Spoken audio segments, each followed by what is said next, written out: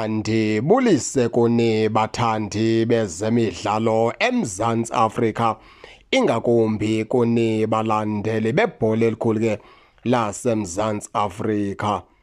Apha ke baphulaphuli sizawuthetha ngemidfielder yeqela leSiwelele FC uGrant McMahon. uGrant McMahon umfana omdala ke kuthiwa uzawudlalela iqela ke leKaizer Chiefs. Ezo ndaba ziphuma emva kokubana ke the wabonakala ebukele umdlalo weKaizer Chiefs kunye neTS Galaxy, apho ke iKaizer Chiefs yaphumelelayo ngo-2-0. Umfana omdala ke wayekhona kulaa mdlalo, wayebukele. Bathi ke onondaba abasemfuthweni wolwazi, iKaizer Chiefs kunye noGrant McMahon basayine iminyaka emithathu yesivumelwano, 3 years yecontract. Kuthiwa ke iqela ke leSiwelele FC alikaphumele phandle lubala lizokuyicacisa le ndaba, kunye neqela leKaizer Chiefs ke alikaphumeli phandle elubala liyicacise le ndaba.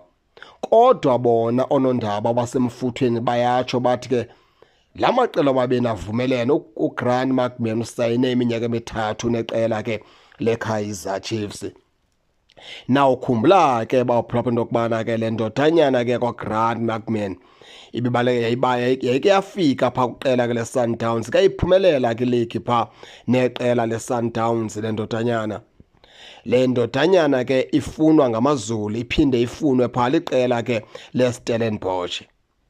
Kodwa ke ngokwamahlebezi bonondaba okanye oqala bazive bathi ke yona neKaizer Chiefs ekusengathi sivumelwano seminyaka emithathu sesikhona, sabekwa phantsi. Kodwa ke iqela ke leSiwelele FC alikezi ngaphambili ezo ndaba, litsho lithi liyavuma ziyinyaniso.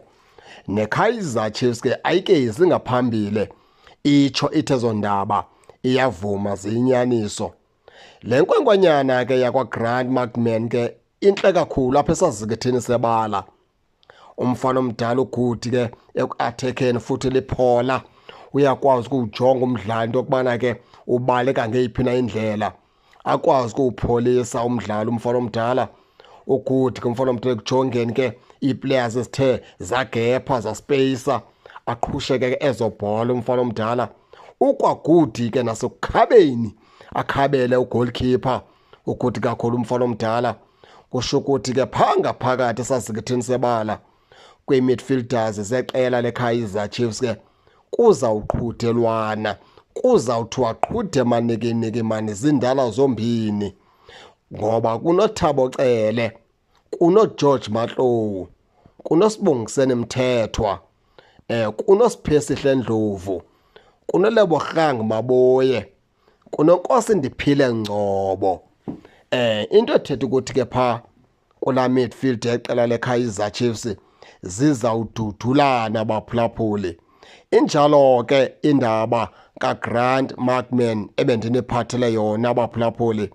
Ningangena ke nitshone into yokubana niva njani, nize ningakhohlwa kusubscribe kule channel kuze ningaphoswa zezemidlalo endizanothulela zona kwixa elizayo kakuhle babukeli.